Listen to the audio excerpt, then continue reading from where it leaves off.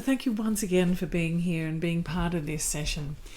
So I'd like to explore in this beginning session a little bit about permaculture and its relationship to nutrition in the kind of broader ecological sense. So to begin with, what is permaculture? Well, permaculture is essentially a way of designing for one planet living. So essentially, how can we design and create sustainable human habitats that meet our needs at the same time as supporting the needs of life to thrive, all life. At the core of this is really about focusing on creating home gardens. So beautiful, edible, diverse home gardens that are living systems, that are great habitats for us, but also habitats for other species. And it's kind of radical in its simplicity in how we can address many of the challenges that we're facing in terms of nutrition, in terms of ecological damage, in terms of biodiversity loss, that we can do this based in our home gardens, our community gardens, our school gardens, really looking at this food security and food resilience at this local level. And this is where permaculture focuses so much energy. And essentially, it's about creating everyday access to good food that is freshly harvested, nutrient-dense, and because it's freshly harvested, it's full of vitality. And it's also really interesting that we can be growing, I suggest, 10 times as much food as we thought possible, simply by shifting about what we consider to be food and also by considering eating all the different parts of the foods there. Why not eat all the flowers? Why not eat the pumpkin leaves and the sweet potato leaves and all the different parts of the plants? Because when we start to eat this, we're getting whole foods. We're getting much more of the plant and much more of the nutrient possibilities out of each plant. And also by allowing many of our plants in our gardens to go to flower, we're also creating habitat and food for other species. And it's very important too to be able to allow this full life cycle, because that's where we start to be able to get to collect our own seeds and then to share those seeds. And part of this too is about caring for the soil in which our seeds are going to be received. If we're using chemicals and exposing our soil to the elements, we're compacting it, or not adding organic matter, removing it, burning it, pulling out the roots, we're actually destroying our topsoil. A third of the global topsoil has been lost in 40 years. This picture in the top is actually something that I experienced when I was a teenager. The soil from the farming area of Victoria covering over the city, and I remember the city going completely dark.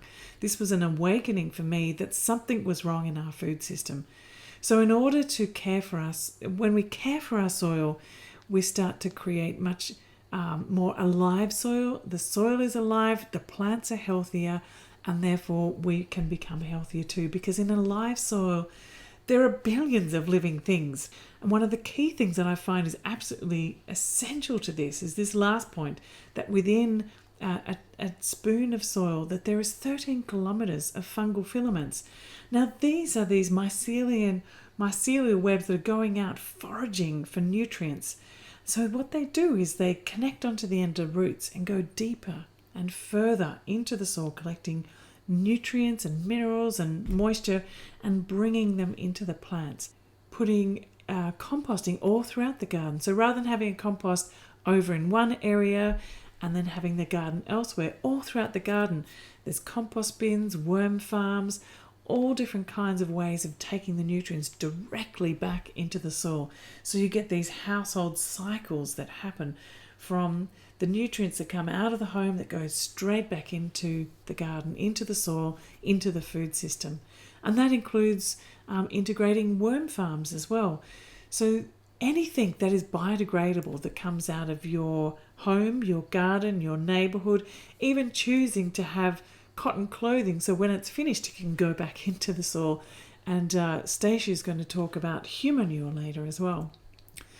And I think another very important thing to consider is looking at how we can garden not just in our own homes and around it or think about farms, but how we can take it to the commons, into community farms, into community gardens, so that we have the opportunity to learn from one another, to understand and to relearn some of the information that has been lost in the generations that have just gone. Part of what we're doing too is looking at creating a group of perma youth, young people who have the capacity to be teachers and to share this information in the younger generation. And Rolanda is with us today too, and she'll share a bit next about her work with perma youth and Permaculture Nutrition. She's been part of a program of young people who've been learning from Bemariki, who's here. Perma Youth is a program of the Permaculture Education Institute, and in this year alone, over 1,000 young people in refugee settlements have accessed permaculture education and the opportunity to start their own home gardens and be part of community garden projects. Sakina is one of the women who leads this program in Kakuma refugee settlement, and she says that this is actually the knowledge that we need for a future, for hope, and to build nutrition and health in her community. So I think this idea of cultivating the next generation eco-literacy is absolutely critical. And part of this, I mentioned before, Perma Youth, but I wanted to mention a little bit more because Perma Youth is a global community of teenagers focused on practical activism for regeneration, for eco-humanitarianism, for creativity, celebration, connection through permaculture. And this is definitely focused around cultivating a food culture. So some of the key things that we look at is really creating outrageous diversity so that our gardens are just bursting with life of local foods, of roots and shoots and fruits and herbs and spices and medicines, and soil food as well, and that this is done in cultivating layers. So it's not just a monoculture or not just a one layer of food, but there's many different layers.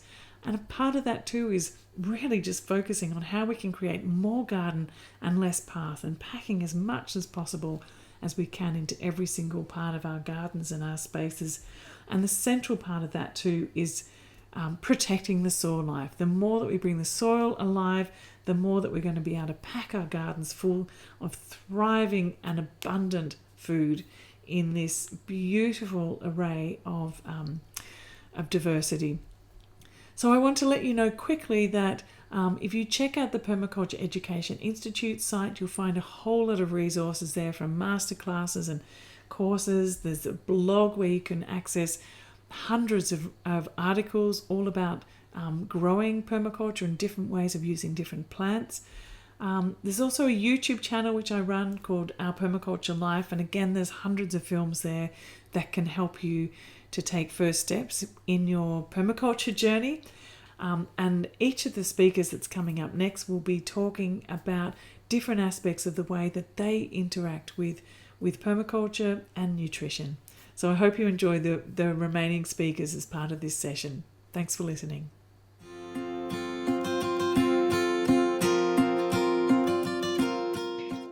Hi, my name is Roland, and I'm one of the presenters of today's webinar, Weaving Nutrition and Permaculture. Let's look a bit at who is Roland. Roland is a permaculture teacher and a perma-youth mentor in East Africa and a nutrition student. She's been traveling teaching permaculture and business skills to refugees and host communities, as well as foster carers and youth, all to be able to fight hunger and malnutrition that is rising into this part of our world, determined to make the world a better place for everyone to live in. That's why I do this volunteer job to help everyone. Let's look at what is food security and nutrition security. Food security is a situation in which all people at all times have physical, social, and economic access to sufficient and safe food for their survivals. This requires all food groups every day for everyone. In developed countries, food security is less of a problem, but to many people, but in developing countries, it is still the main problem. The nutritional security is the food security plus security of water, hygiene, sanitation, and healthy living for wellness and prevention of treatment diseases. Most people haven't understood this in most of the globe, even to the developed countries, so it's still a global problem. Food and nutrition in Nakivale Refugee Camp. Nakivale Refugee Camp is the camp where I live. Nakivale Refugee Camp is home to more than 132,000 refugees from different countries in the African continent who have experienced insecurity due to disaster and conflict in their home country. So they decide to leave and search for a better place to live. So problems that are triggering the nutritional states of refugees is due to unexpected and unwanted displacement. These people are facing trauma problems and skin diseases due to non-clean water and lack of hygiene, and mostly the malnutrition due to lack of enough food for the families.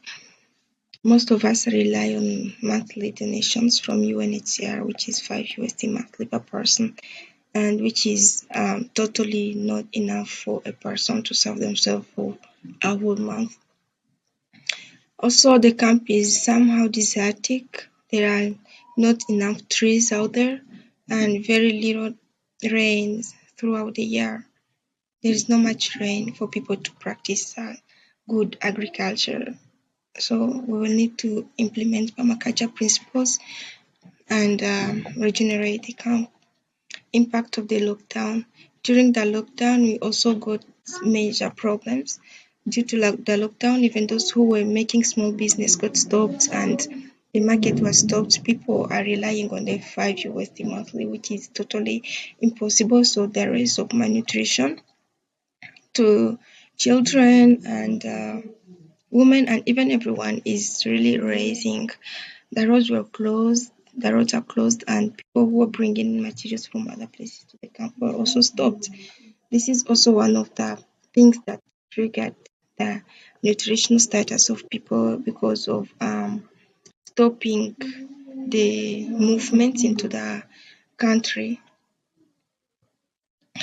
Consequences then, as consequence to all these is high rate of malnutrition in children, pregnant and breastfeeding women. These are the major groups of people to attract the malnutrition. But when you look at all people very well, people are really not in a good condition of nutrition here.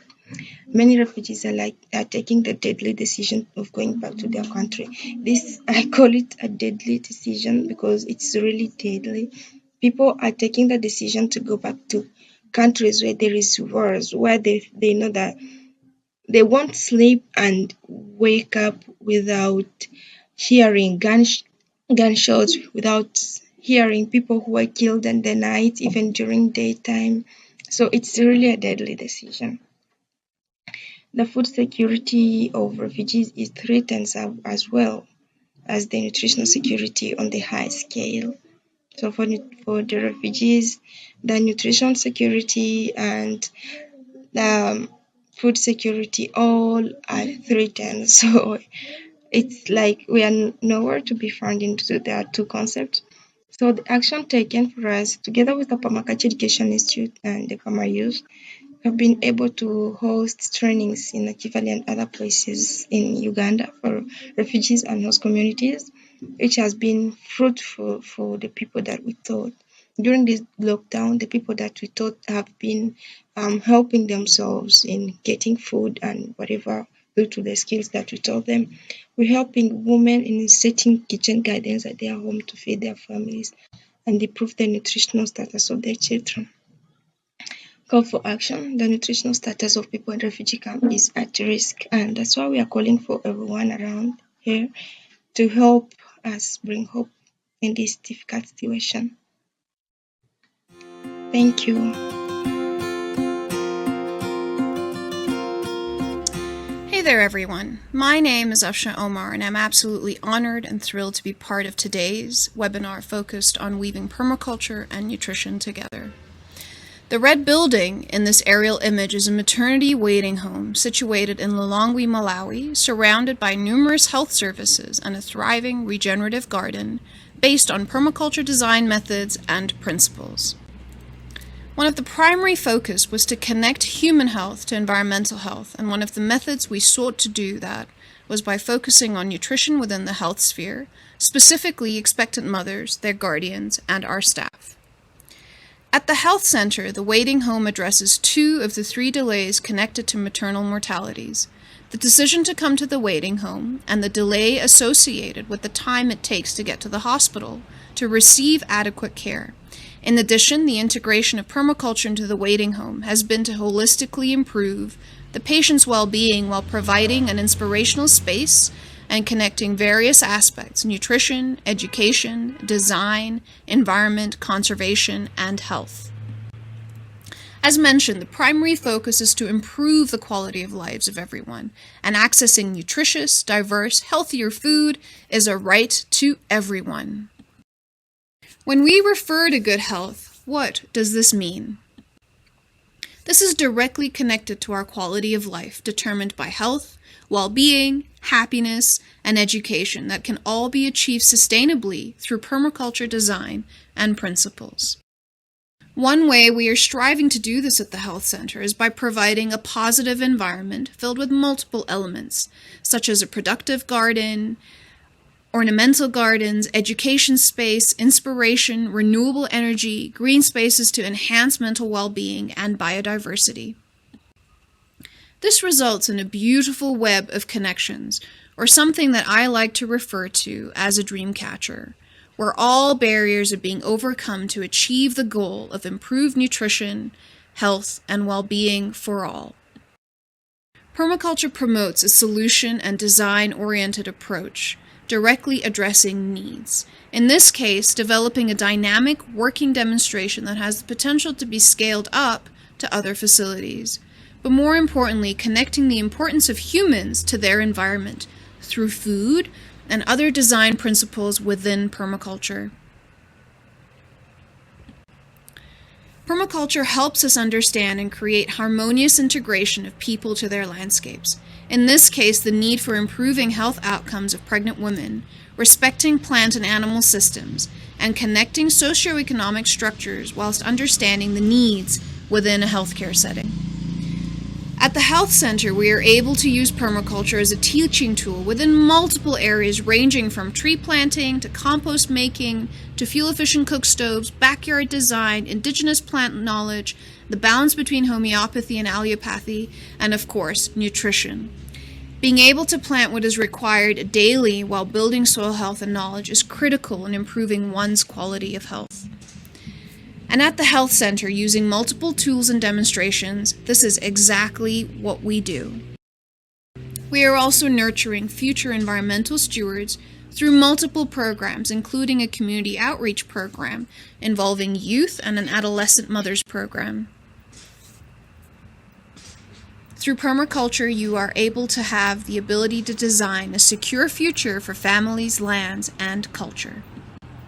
Here are some pictures from the work we do at the health center, engaging both women, their guardians, and youth in different interventions with the goal of improving our relationship to nature. Our twin tree program sees the women go home with 3 seedlings, a combination of bamboo, a fruit tree, and an indigenous tree they can plant and watch grow as their child grows, another avenue of stewardship. The birth of permaculture at the maternity waiting home was actually through the integration of nutrition using permaculture design. We focus on diversity as the primary ingredient in all of our meals at the health center, balancing out the food groups, seasonality, and what is growing in our garden, which includes some of the areas of the food systems. Women receive weekly workshops on various foods we prepare. In this case, they are learning about multiple edible herbs that can be used in food to change the flavor profile and bring excitement onto a plate. We aim to bring a balance on the plate, a combination of color and design to inspire all of our patients, their guardians, and our staff that cooking nutritious food and growing those ingredients is not difficult. While at the health center, patients and their guardians have full access to all of the ingredients in the garden, and when needed, are educated and oriented on how the ingredients can be prepared, moving away from methods that have become traditional and low in nutrition. Tying in local foods with seasonality and combating mindset has definitely been a learning experience for the entire team. However, cooking lunch and using what is available while meeting nutrition goals has become an exciting activity for our team. As alluded to earlier, we have an adolescent teen program that focuses on building the nutritional profile of pregnant girls to ensure that they are able to deliver healthier babies, reducing the risk of postpartum hemorrhaging and other dangerous outcomes. Patients and youth alike are constantly receiving education in various forms, but primarily through outdoor and experiential methods, which is shown to have a higher uptake. The youth have become our voices outside the health center and are advocates for permaculture design and how it can be used to integrate nutrition and combat issues of malnutrition being faced within communities. We do believe that the design approach permaculture uses, where certain zones determine the amount of input or work within the space, directly relate to how nutrition and permaculture can be woven together. Through community outreach, we are able to follow up with women that have received education at the health center to see whether or not initiatives being used. Moreover, we sometimes have groups of women and their families visiting us again for ingredients, seedlings, and sometimes even recipes. And with the spirit of permaculture, we always share excess, as we truly believe that this will address issues around food security and bring a whole different lens onto what nutritious food is and permaculture design. By integrating our patients directly into all of our activities and extending this to the wider communities, mindsets will change and barriers will be overcome. Knowledge and inspiration will continue within the health center with the primary goal of increasing access to nutritious foods and designing spaces to be able to inspire others. Thank you.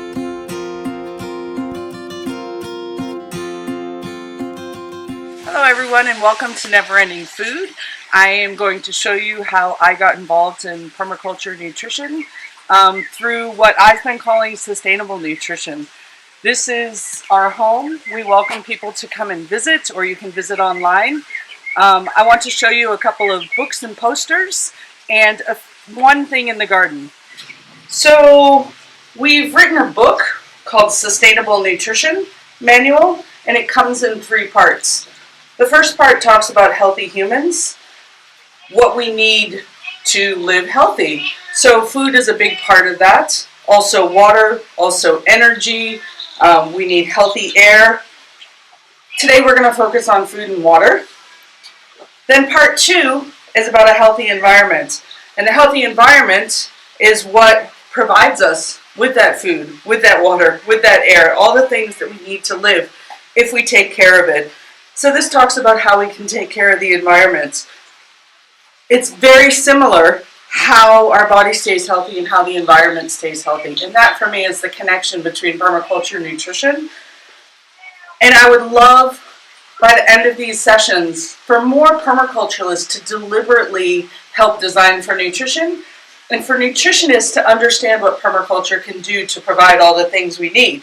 And that takes us to part 3, which teaches us how to design our communities, our homes, our schools, to provide for sustainable nutrition. And I want to show you 2 posters.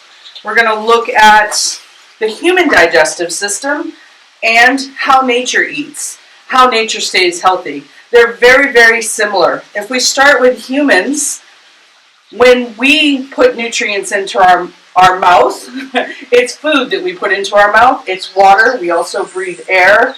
We chew our food as the first action, and that starts to release the nutrients from the food. Our esophagus moves that food down to our stomach, and in our stomach is where there are smaller chemicals that help break that food down further into the nutrients so our body can actually use them. Most nutrients are absorbed here from our intestines, and they enter into our body There are different proteins, carbohydrates, vitamins, and minerals that enter through our intestines. And that's how we stay healthy, are active, and we rebuild our hair and our skin. Then there are things we don't need. And the body knows what we don't need, and it sends it out as manure and as urine. If we're doing permaculture, like we are here, I'm going to show you what happens to that manure and urine, and it enters back into our nature cycle. It grows food for us, and then enters into our mouth again. So let's look at the nature cycle. So food comes to us from plants and animals that we put into our mouth. So it starts here in use. Ourselves and our animals eat different things from nature. When we're done with things in nature, they enter back into the soil through death. They enter the soil in the same way that we chew our food. We have insects that break down that food to be able to feed the soil. Chewing the food isn't enough. The soil needs to also break it down with chemicals, and this is very much like our stomach. These are microorganisms. So the soil is breaking that food down further, and then through the roots are able to take up those nutrients so they can be used. So the roots are very much like our intestines in our body. Once these processes happen, chewing, breaking down chemically, and absorbing, then things can grow again. Plants and trees and fungi all grow so that animals, including people, can use them. And it's very important to have the sun, air, and rain to help these processes happen, to make sure they happen. The same as our body. We have to have air, we have to have water, and we have to have warmth. So on the table again, in front of you, you'll see what we use in Malawi as the 6 food groups. Now this 6 food groups is divided into the nutrients.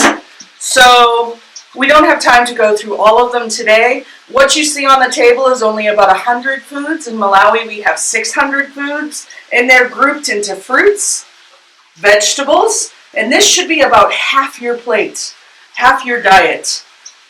We have things high in protein, which either come from plants or animals. In some countries, this is one group, because people like me, we're vegetarians, and we can get all the nutrients we need just from plants. And then on this side, we have the fats and the staples, which give us a lot of our energy in very simple terms.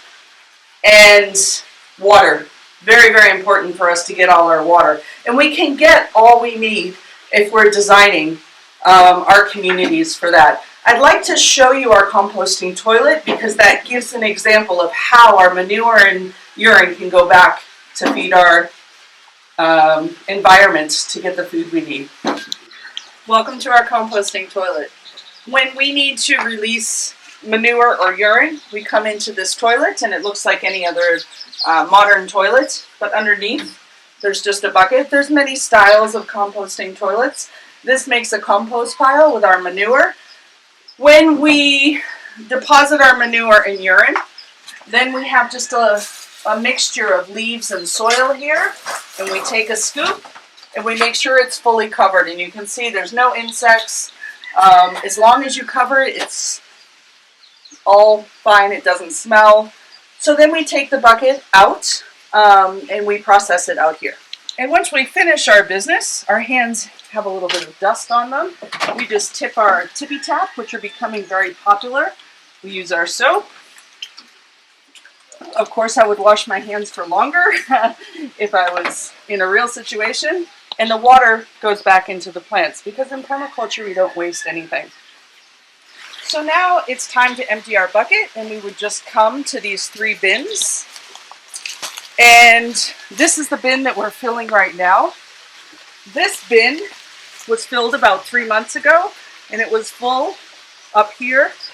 It has about another month to sit. We let them sit for 4 months before taking them out. And this bin is just cover material. It's just leaves. So just like we did in the toilet, we'll cover the bucket. So we take the bucket here, make a little place to dump the bucket. Then we cover it And then the bucket needs a little bit of a rinse. So we use a little tin of water. We have water right nearby. We wash out the buckets, and this is all the water we use, approximately once a week, sometimes twice a week. And then we dump the water into the compost and we cover it again.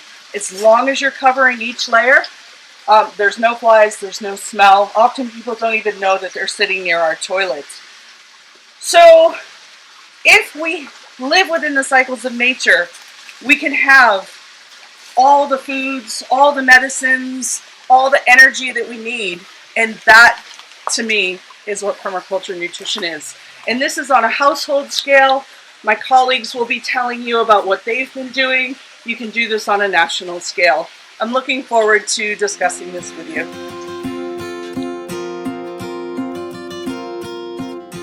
Hello everyone, my name is Elizabeth Westerway. I'm an international public health nutrition specialist and permaculturalist, and I'm co-founder and director of Growing Real Food for Nutrition CIC, which is a social enterprise usually referred to as Grffn, and it is learning how to grow, measure and promote the benefits of nutrient-dense food. I live in Swansea, in Wales, in the UK, and have worked in a number of countries in the global south, particularly within sub-Saharan Africa and Asia. I am very interested in using permaculture to create behaviour change in growers and citizens so that they look at the whole food system with a nutrition and health lens. This means that all of their decisions are prioritising nutrition and health, whether that's soil health, plant health, animal health, for nutrient-dense food, citizen health, or planetary health. Grffn is currently running a citizen science project with 50 growers and farmers as grower partners in the UK and with some in the global south, who are learning how to measure the nutrient density of their crops. Now, to do that, they're using this device. I will show it you here.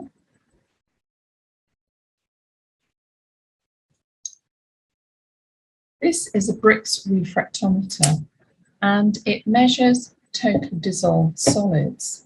So, yes, it does measure sugar. It can measure complex sugars. Also, within the total dissolved solids are waxes, oils, vitamins, minerals, and phytonutrients, amongst others. And the greater the total dissolved solids, the higher the Brix value. This is what you get by looking through the eyepiece. It's a numerical value. And the higher the Brix value, research indicates that crops have total resistance to pests and diseases, a greater yield of more uniform growth, longer shelf life, and better taste. So to understand what the Brix values mean, you have to look at a Brix table, which gives 4 categories of food quality, and those are poor, average, good, and excellent Brix values. So most of our growers in the UK are finding that their crops have poor or average Brix values, so they're a bit disappointed with that. However, we've got one grower in South Africa who is regularly producing crops with good and excellent Brix values. So that shows that it is possible. And what he's been doing, he's been restoring the health of his soil on the farm over the last several years. So what he's been doing is obviously working, because he's then getting higher Brix values reflected from the Brix refractometer. So Grffn's also collaborating with the Bionutrient Food Association in the USA, and it's doing some really exciting research on nutrient variation, as well as developing a bionutrient meter that uses spectroscopy to measure nutrient density in crops in real time. And research findings from their study show that nutrients vary greatly in crops. So, for example, polyphenols in carrots varied by 200 times between the lowest and the highest levels. And they found that the majority of their samples were clustering at the lower end, so had lower levels of polyphenols. They also found that levels of antioxidants and polyphenols in 6 food crops varied by variety and growing practice. So, for example, regenerative practices with no-till and continuous cover crops produce the highest levels of antioxidants and polyphenols, whereas crops produced from hydroponics and in greenhouses have the lowest levels. So what does all this mean? Well, it's likely that the majority of food that citizens are eating is not as nutrient dense as it could be. So what we need to do is set the bar of high food quality, and then we can start learning how to grow nutrient-dense food and how to measure it to ensure that it is actually nutrient-dense. So instead of resorting to fortification, biofortification, GMOs, and micronutrient sprinkles to get nutrients into and onto food and then into citizens, why don't we just start working with nature and grow food that is high quality, nutrient dense, and has multiple benefits for soils, biodiversity, climate change, as well as citizen health? So thank you.